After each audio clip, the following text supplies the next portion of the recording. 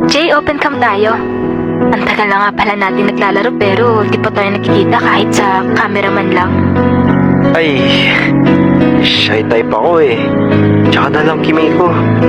Ay, hindi ka ba komportable sa akin? Comfortable naman ako. Kaso lang kasi hindi pa ako ready magpakita. Bakit naman? Wala akong confidence sa sarili ko eh. Ganun ba? Sige, okay lang naman. Sa susunod na lang tayo mag-open cam. Thank you for understanding, Kimiko.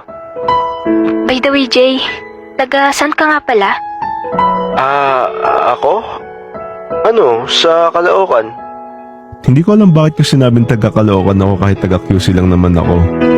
Siguro, natakot lang din ako nun na baka malapit lang siya sa akin. Caloocan. Taga QC lang ako. Sabi na eh. Feel ko kasi malapit lang siya sa akin eh. Natatakot din kasi ako na baka mag-aya to ng meet-up.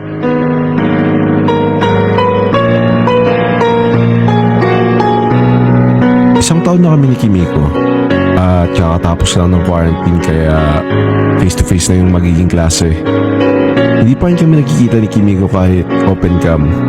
Since lagi ko siya sabi na wala akong confidence at lagi niya yung mga naintindihan.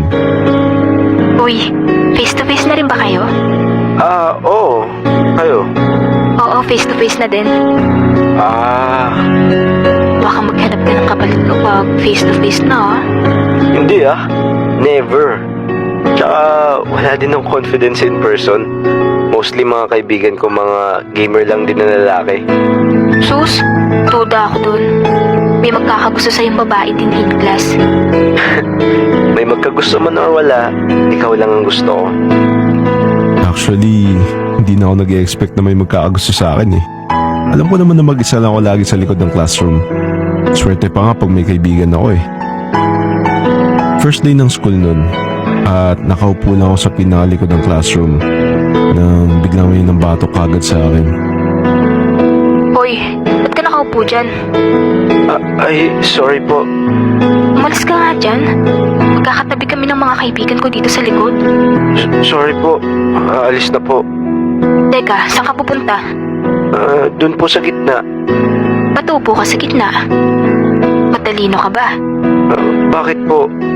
Dyan uupo mga kokopyahin namin matalino eh. Doon kayo mga weirdo sa harap. Sige po. Sorry po. Sabi na eh. First day pa lang ng school, may nambubuli na agad sa akin. Pero may twist lang ngayon. Lahat kasi na nambubuli sa akin puro lalaki.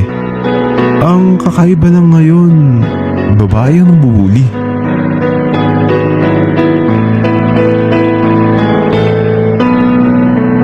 Ano? Kamusta first day of school mo? Okay lang naman. Parang normal of first day of school lang. Wala ka namang nakitang maganda doon. Hindi naman ako nakatingin kahit kanino eh. Ano yun? Nakayuko ka lang maghapon? Oo. Wala ako sumad kumausap ng kahit sino eh. Gusto ko kasi ikaw lang yung kausap ko.